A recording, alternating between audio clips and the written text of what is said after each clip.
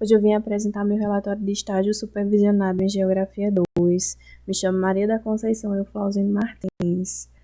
A professora formadora dessa disciplina é a Cristiane França e o professor supervisor responsável foi o Antônio Jerônimo Neto.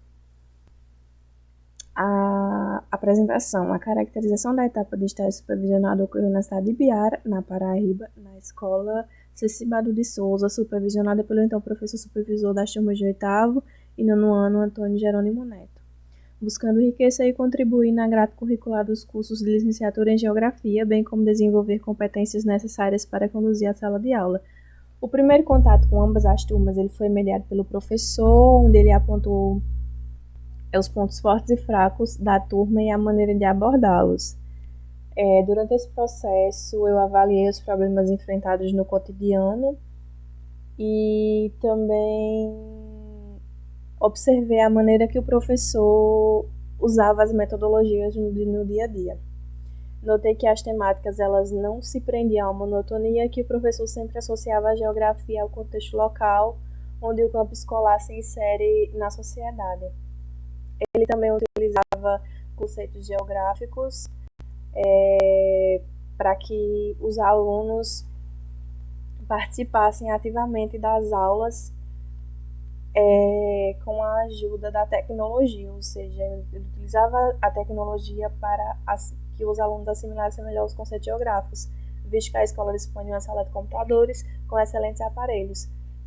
As experiências que eu passei na sala de aula elas enriqueceram o meu senso crítico e avaliativo, e eu também identifiquei dificuldades para encontrar uma metodologia que fosse proveitosa para que eu abordasse durante as aulas, tanto no 9º quanto no 8º ano, e que suprisse as necessidades da turma e as diferenças e também as minhas expectativas. Então, o relatório ele busca evidenciar a importância do estágio supervisionado na trajetória acadêmica do futuro professor de Geografia. As turmas elas possuem características distintas. Houve bastante acolhimento em relação à aceitação de um novo membro na sala de aula como um estagiário, no 8º ano. Eles são bastante curiosos e comunicativos e estabeleceram, assim, de maneira instantânea a troca de experiências. Já no 9º ano eu senti uma recusa muito grande na falta de interação, tanto que eu não consegui inserir ou questionar a eles quais as ramificações dos conceitos geográficos que eles sabiam, que eles conheciam, que eles gostavam. Ambas as turmas possuem alunos com portadores de deficiência, um com laudo fechado de autismo.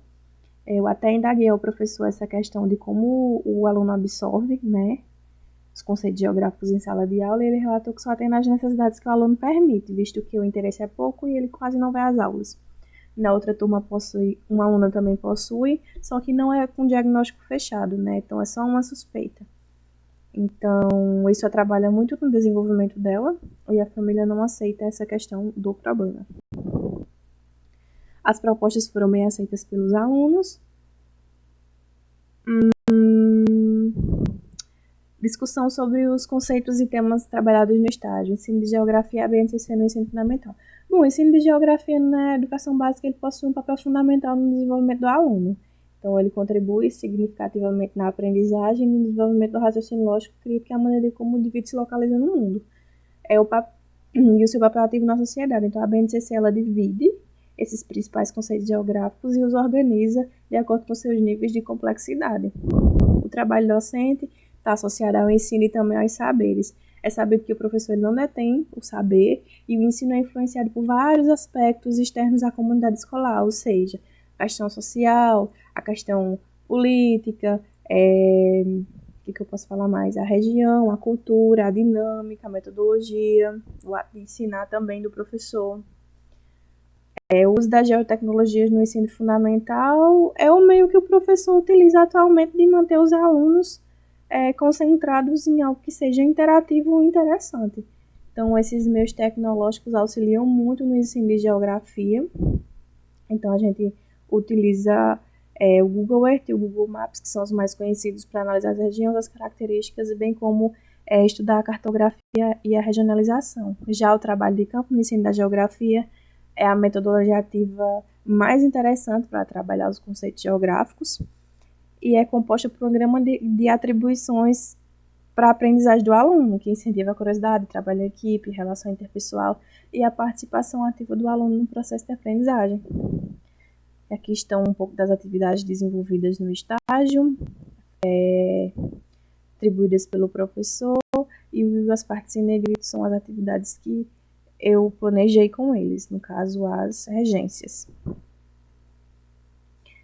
A minha regência no 8º ano, ela foi sugerida pelo professor formador, então a aula foi baseada na formação dos Estados Unidos e a adoção do sistema republicano, onde foi abordada a Constituição das 13 colônias, a localização, as características, a política, a atividade o comércio e a independência. A atividade proposta, ela se deu por criar um candidato para preencher a vaga de presidente dos Estados Unidos com as propostas de intervenção que suprissem as necessidades dos colonos da época.